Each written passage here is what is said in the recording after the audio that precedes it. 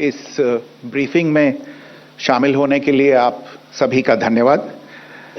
जैसा कि आप सभी जानते हैं, 22 अप्रैल 2025 को लश्कर ए तैयबा से संबंधित पाकिस्तानी और पाकिस्तान प्रशिक्षित आतंकवादियों ने भारत में जम्मू और कश्मीर के पहलगाम में भारतीय पर्यटकों पर बर्बरतापूर्ण हमला किया। 25 भारतीयों और एक नेपाली नागरिक को कायरतापूर्ण मौत के घाट उतार दिया गया। मुंबई के 26 नवंबर 2008 के हमलों के बाद यह भारत में हुई किसी आतंकवादी हमले में मारे गए आम नागरिकों की संख्या की दृष्टि से सबसे गंभीर घटना है। पहलगाम का हमला अत्यधिक बर्बरतापूर्ण था, जिसमें वहां मौजूद लोगों को करीब से और उनके परिवारों के सामने सिर पर गोली मारी गई। हत्या के इस तरीके से परिवार के सदस्यों को जानबूझकर आघात पहुंचाया गया। साथ ही उन्हें यह नसीहत भी दी गई कि वे वापस जाकर इस संदेश को पहुंचा दें। यह हमला स्पष्ट रूप से जम्मू और कश्मीर में बहाल हो रही सामान्य स्थिति को बाधित करने के उद्देश्य से किया गया था। चूंकि पर्यटन फिर से अर्थव्यवस्था का मुख्य आधार बन रहा था, इस हमले का मुख्य उद्देश्य इसे प्रतिकूल रूप से प्रभावित करना था। पिछले वर्ष आप सभी जानते हैं, 2.25 करोड़ से अधिक पर्यटक कश्मीर आए थे। इस हमले का मुख्य उद्देश्य इसलिए संभवतः यह था कि इस संघ राज्य क्षेत्र में विकास और प्रगति को नुकसान पहुंचाकर इसे पिछड़ा बनाए रखा जाए और पाकिस्तान से लगातार होने वाले सीमा पार आतंकवाद के लिए उपजाऊ जमीन बनाने में सहायता की जाए। हमले का यह तरीका जम्मू और कश्मीर और शेष राष्ट्र दोनों में सांप्रदायिक दंगे भड़काने के उद्देश्य से भी प्रेरित था। इसका श्रेय सरकार और भारत के सभी नागरिकों को दिया जाना चाहिए कि इन प्रयासों को विफल कर दिया गया। एक समूह ने खुद को रेजिस्टेंस फ्रंट TRF कहते हुए इस हमले की जिम्मेदारी ली है। यह समूह संयुक्त राष्ट्र द्वारा प्रतिबंधित पाकिस्तानी आतंकवादी समूह लश्कर ए तैयबा से जुड़ा हुआ है। यह उल्लेखनीय है कि भारत ने मई और नवंबर 2024 में संयुक्त राष्ट्र की 1267 कमेटी की सैंक्शंस मॉनिटरिंग टीम को अर्धवार्षिक रिपोर्ट प्रस्तुत की थी, जिसमें TRF के बारे में साफ इनपुट दिए गए थे। इससे पाकिस्तान स्थित आतंकवादी समूहों के लिए कवर के रूप में TRF की भूमिका सामने आई थी।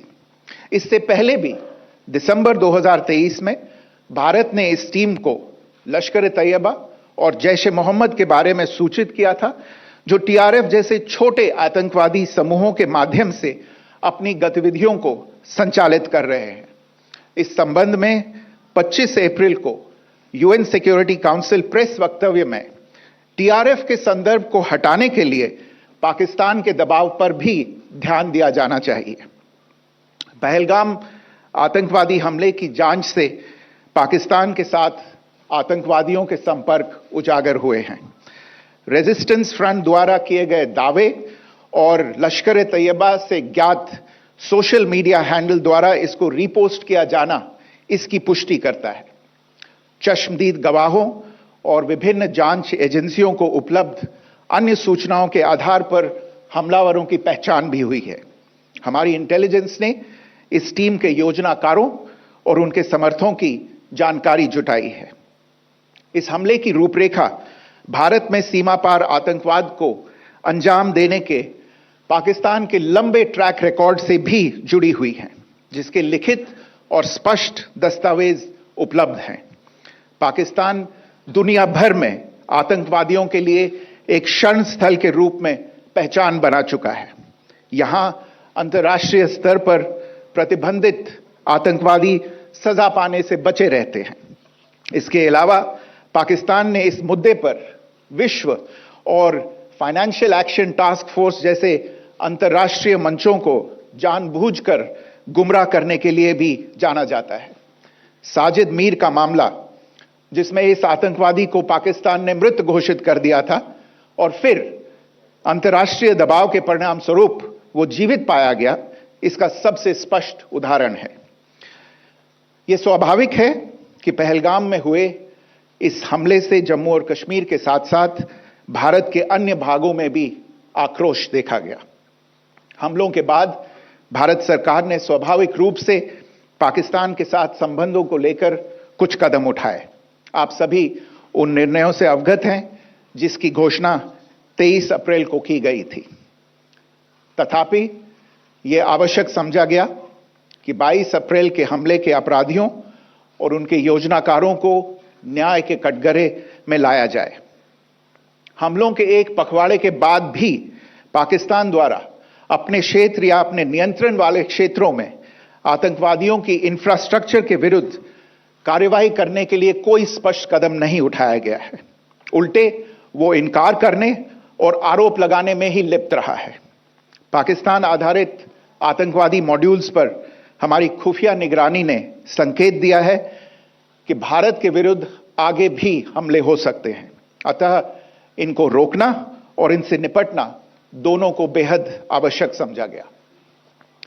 आज सुबह, जैसा कि आपको ज्ञात होगा, भारत ने इस तरह के सीमा पार हमलों का जवाब देने और उन्हें रोकने तथा उनका प्रतिरोध करने के अपने अधिकार का प्रयोग किया है।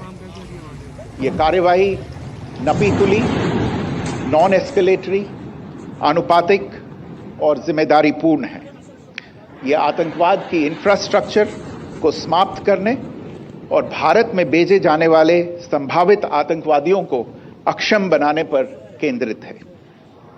आपको यह भी स्मरण होगा कि 25 अप्रैल 2025 को संयुक्त राष्ट्र सुरक्षा परिषद ने पहलगाम आतंकवादी हमले पर एक प्रेस वक्तव्य जारी किया था, जिसमें आतंकवाद के इस निंदनीय कार्य के अपराधियों, आयोजकों, फाइनेंसरों और प्रायोजकों को जवाबदेह ठहराने और उन्हें न्याय के दायरे में लाने की आवश्यकता पर जोर दिया गया था।